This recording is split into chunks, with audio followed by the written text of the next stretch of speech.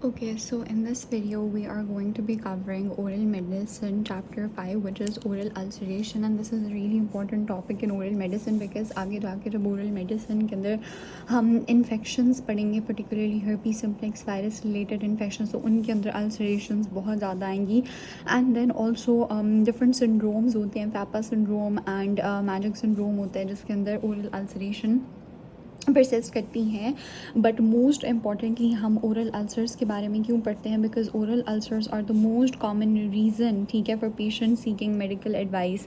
ठीक है, medical and dental advice patient क्यों सीख कर रहे होते हैं? ओरल अल्सर्स उनके अंदर जब डेवलप कर जाती हैं तो this is the most common cause for seeking advice. ठीक है, यूजुअली कहा जाता है कि पेशेंट को अगर केरीज है या पेशेंट को पेरिडोनटल डिजीज़ है, लेट्स जस्ट से, तो इसके एसोसिएटेड जो सिम्टम्स होते हैं, पेन एंड स्टफ़, उस वजह से पेशेंट ऐसा जितना रिपोर्ट नहीं करेगा टू द डेंटल क्लिनिक. लेकिन अगर अल्सर होगा तो वो ज़्यादा पेशेंट्स रिपोर्ट करते हैं एंड सीक करते हैं मेडिकल एंड डेंटल एडवाइस, क्योंकि अल्सर जो है वो डे टू डे एक्टिविटीज़ और जनरल हेल्थ के ऊपर बहुत ज़्यादा इम्पैक्ट शो करता है. ठीक है, अच्छा, अब अल्सर के साथ पेशेंट को क्या हो सकता है? रिकरेंट अल्सरेशन हो सकती हैं, रिकरेंट एपिसोड्स हो सकती हैं ऑफ ओरल अल्सरेशन, या फिर single episode of oral ulceration, या परसिस्टेंट अल्सर्स डेवलप हो सकते हैं. ठीक है, अब उसके अंदर सबसे पहले उसने बात की है बुक के अंदर कॉजेज़ ऑफ ओरल अल्सर्स. ठीक है, कॉजेज़ ऑफ ओरल अल्सर्स बहुत ज़्यादा हो सकते हैं. ठीक है, सबसे पहले मोस्ट इंपॉर्टेंट ट्रॉमा की वजह से हो सकते हैं. ठीक है, ट्रोमेटिक अल्सर्स हो सकते हैं. दूसरा हम पढ़ेंगे रैस के बारे में, जो कि मोस्ट इंपॉर्टेंट है, रिकरेंट एफिस अल्सरेशन. ठीक है, उसके अलावा हमारे पास कुछ जेनेटिक फैक्टर्स भी हो सकते हैं ओरल अल्सरेशन के. ठीक है, म्यूकोकुटेनोस डिजीज़ हो सकती हैं, माइक्रोबियल एजेंट्स हो सकते हैं. सो ट्रॉमा, रैस, म्यूकोकुटेनोस डिजीज़ हो गई, माइक्रोबियल इन्फेक्शंस या माइक्रोबियल एजेंट्स की वजह से हो सकता है. कुछ ड्रग थेरेपी के रिलेटेड भी हो सकता है, अगर कोई ऐसी मेडिकेशन ले रहे हैं जिसका साइड इफ़ेक्ट हो सकता है, या फिर सिस्टमिक कंडीशन, सिस्टमिक डिसऑर्डर्स में भी हो सकता है, जैसे कि स्क्वेमस सेल कार्सिनोमा. ठीक है, सो ट्रॉमा की वजह से हो गया, रैस की वजह से हो गया, mucocutaneous disease, microbial infections, drug therapy and systemic disorders like squamous cell carcinoma. Right, इस पर्टिकुलर चैप्टर के अंदर हमने 3 मेजर कॉजेज़ पढ़नी है ओरल अल्सर्स की. ठीक है, ये पर्टिकुलर चैप्टर के अंदर हमने 3 major causes of oral ulcers पढ़नी है. सबसे पहले तो रैस, ठीक है, फिर हमने ट्रॉमा की वजह से पढ़नी है ट्रोमेटिक अल्सर्स, और मोस्ट इंपॉर्टेंट बेचेट्स डिजीज़ होती है. This is really important cause of oral ulcer is well, जो कि हम पढ़ेंगे. राइट, आज जो है इस वीडियो के अंदर जो मेजर टॉपिक है हमारा, that is basically traumatic ulcers. ठीक है, ट्रॉमा की वजह से जो अल्सर्स हो रहे हैं, ट्रोमेटिक अल्सरेशंस, उनके ऊपर बात करेंगे. राइट, सबसे पहले मोस्ट इम्पॉर्टेंट कंपोनेंट क्या आ जाता है? इसकी एटियोलॉजी आ जाती है, या फिर इसकी कॉज आ जाती है कि किस वजह से पेशेंट के अंदर ये ट्रोमेटिक अल्सर्स डेवलप कर रहे हैं. तो हमेशा आपने याद रखना है कि कॉज के 2 मेजर फैक्टर्स हो सकते हैं. ठीक है, या तो हमारे पास हो सकती हैं केमिकल ट्रॉमा हो सकता है, ठीक है, या मैकेनिकल हो सकता है. ठीक है, केमिकल के अंदर हमारे पास एस्पिरिन आ जाती है, टूथ एक पाउडर्स आ जाते हैं, टूथ एक लिक्विड्स आ जाते हैं, तो ये केमिकल ट्रॉमा कॉज करवा सकते हैं. मैकेनिकल में हमारे पास टूथ ब्रश ट्रॉमा आ सकता है. ठीक है, उसके अलावा शार्प टूथ एजेस आ जाते हैं. ठीक है, प्रोस्थोडोंटिक ऑर्थोडोंटिक अप्लायंस की वजह से ट्रॉमा हो सकता है. ठीक है, सो जो हमारे पास फिज़िकल ट्रॉमा है ना, फिज़िकल ट्रॉमा के अंदर क्लासिफिकेशन आ जाती है mechanical, thermal and electrical. Mechanical के अंदर ये सारी tooth brush trauma, sharp tooth edges, prosthodontic orthodontic appliances. Thermal के अंदर कोई भी हॉट बेवरेजेस हो गई, ठीक है, उस वजह से हो सकता है. और इलेक्ट्रिकल ट्रॉमा भी हो सकता है, ठीक है, किसी भी वजह से. So these are the major causes of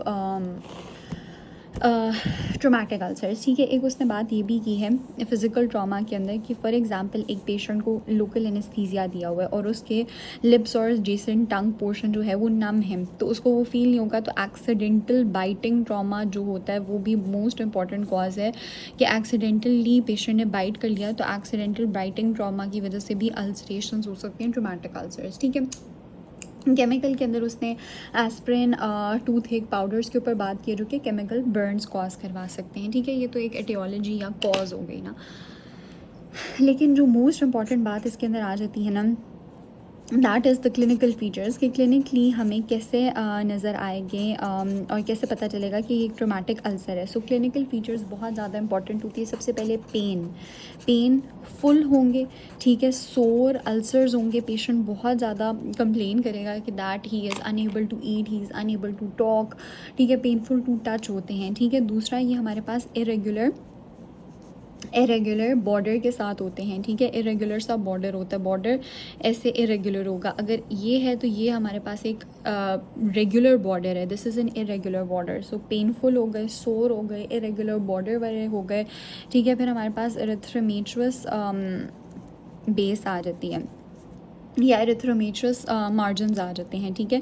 कि अभी ये सारे इंडिविजुअल फीचर्स मैं आपको एक्सप्लेन करूँगी कि इनका क्या मतलब है, ठीक है। पेनफुल होगा, सोर होगा, इरेगुलर बॉर्डर्स होंगे, एरिथ्रोमेटरस मार्जिन्स होंगे और येलो बेस होगी। अब इसका क्या मतलब है, बेसिकली जब भी हम किसी अल्सर के ऊपर बात करते हैं ना, तो हमने अल्सर की 3 चीज़ें हमेशा कंसिडर करनी है। सबसे पहले अल्सर की बेस आ जाती है, ठीक है। फिर जो अल्सर बना होता है ना, उसके अंदर उसका लाइक मार्जिन आ जाता है कि उसके मार्जिन कैसे हैं, ठीक है। फिर उसकी बेस हो गई, मार्जिन होगी, और उसके एज आ जाते हैं कि उसके एजेस कैसे हैं, ठीक है। तो ये हमारी सारी चीज़ें, हमने कहा है कि पेनफुल एंड सोर तो है कि पेशेंट कहेगा बहुत ज़्यादा सोर है अल्सर, ठीक है, पेनफुल टू टच है। लेकिन जो अल्सर है उसका सबसे पहले हमारे पास बॉर्डर आ जाता है, ठीक है। बॉर्डर भी हम कर लेंगे इसके अंदर कवर, ठीक है। सो बॉर्डर करेंगे, बेस, मार्जिन्स एंड एज, ठीक है। Border of a traumatic ulcer will be irregular, ठीक है, इरेगुलर उसका बॉर्डर होगा, ठीक है। उसके अंदर जो बेस होगी ना वो येलो होगी, ठीक है, येलो बेस होगी कि वाइटिश येलोइश बेस होगी कि आपको वहाँ पे पता चल रहा होगा कि अल्सर बना हुआ है, there is breach in the continuity of the normal epithelium. और जो उसके सराउंडिंग्स होंगी ना वो हमारे पास एरिथ्रोमेटरस होंगी, बॉर्डर जो होगा उसका वो एरिथ्रोमेटरस होगा, मतलब कि रेड होगा, ठीक है। सो हमें पता है कि ओरल म्यूकोज़ा है, ठीक है। ओरल म्यूकोज़ा जो है वो 2 चीज़ों से बना हुआ है, ठीक है। एक हमारे पास एपिथेलियम आ जाता है और एक कनेक्टिव टिश्यू लेमिना प्रोप्रिया का कंपोनेंट आ जाता है, ठीक है। जो एपिथेलियम है वो इस तरह से होता है कि हमारे पास नीचे स्ट्रैटम बेजेल होती है, बेजल शेप सेल्स होते हैं, फिर वो स्ट्रैटम स्पाइनोजम आ जाती है, ग्रैन्युलोजम, और ऊपर करके कॉर्नियम आ जाती है। तो ये जब ऊपर से हमारे पास फॉर एग्जांपल इस एपिथेलियम का लॉस होना शुरू हो जाता है, ये एरिया, यहाँ पे एपिथेलियल सेल्स नॉर्मली तो प्रेजेंट थे, लेकिन अल्सर जब फॉर्म होता है तो यहाँ पे एपिथेलियल सेल्स लॉस्ट हो जाते हैं। जब एपिथेलियल सेल्स केराटिनोसाइट्स लॉस हो जाएंगे तो वहाँ पे वाइटिश अपीयरेंस होगी, तो इसलिए अल्सर जो है उसकी बेस जो होती है वो येलोइश वाइटिश होती है, इरेगुलर बॉर्डर्स होते हैं और एरिथ्रोमेटरस सराउंडिंग होती हैं। I hope that's clear. और यही इसका होता है, ठीक है। आगे जाके हम पढ़ेंगे कि जो अल्सर्स होते हैं ना उसकी डिफरेंट फेजेस होती हैं, ठीक है। हम पढ़ेंगे pre ulcerative, ulcerative and healing phase. Particularly जब हीलिंग फेज़ हो रही होती है ना, तो हीलिंग फेज़ पे हमारे पास केराटिनोसाइट्स वहाँ पे आते हैं, ठीक है, जो भी लॉस्ट टिश्यू है उसको रिप्लेस करते हैं। फॉर एग्जांपल ये आपके पास एक अल्सर बना हुआ है तो यहाँ पे आके केराटिनोसाइट्स की प्रोलिफरेशन होंगी, केराटिनोसाइट्स प्रोलिफरेट करेंगे और यहाँ पे जो एपिथेलियम है उसको नॉर्मलाइज कर देंगे, ठीक है। तो जब ये एपिथेलियल की हीलिंग फेज़ होती है, केराटिनोसाइट्स जो होते हैं प्रोलिफरेट करते हैं, तो हमारे पास क्या फॉर्म हो जाता है, केराटोटिक, ठीक है, केराटोटिक हेलो फॉर्म हो जाता है, right. This is really important कि केराटोटिक हेलो फॉर्म होता है particularly healing phase of ulcers में, ठीक है।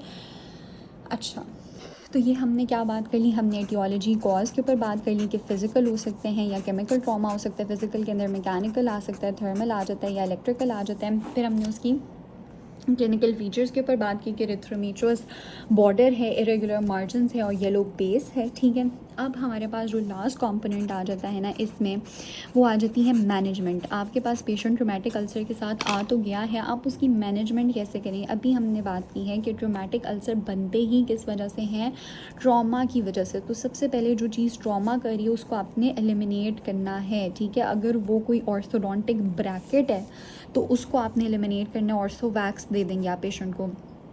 अगर कोई प्रोस्थीसिस है, डेंचर के इरेगुलर मार्जिन हैं, तो उसको आप पॉलिश कर देंगे, स्मूथ कर देंगे, ठीक है। तो इस तरह से जो ट्रॉमा है उसको आपने रिमूव करना है, कॉज को आपने रिमूव करना है, ठीक है। उसके साथ सबसे पहले तो रिमूव द कॉज, दूसरा हम उसके साथ कोई एंटीसेप्टिक माउथ वॉश भी प्रिस्क्राइब करते हैं, ठीक है। कोई भी एंटीसेप्टिक माउथ वॉश हम दे सकते हैं।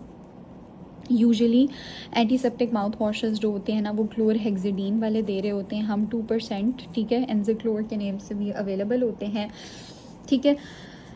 इसके साथ साथ ही फार्माकोलॉजिकली हम ओरा बेस जेल भी दे रहे होते हैं, जो कि उस ट्रोमेटिक एरिया, अल्सर एरिया को बेसिकली कवर कर देगी, ठीक है। So remove the suspected cause, antiseptic chlorhexidine 2%, Orabase gel as a covering agent. And lastly हमारे पास सपोर्टिव मैनेजमेंट अप्रोच होती है, मल्टी डिसिप्लिनरी अप्रोच के अकॉर्डिंग हम सपोर्टिव मैनेजमेंट करते हैं पेशेंट की, जिसके अंदर हम काउंसलिंग कर रहे होते हैं, रिलैक्सेशन टेक्निक्स पेशेंट्स को एडवाइस कर रहे होते हैं, मेंटेनेंस ऑफ ओरल हाइजीन के बारे में गाइड कर रहे होते हैं। So this was all.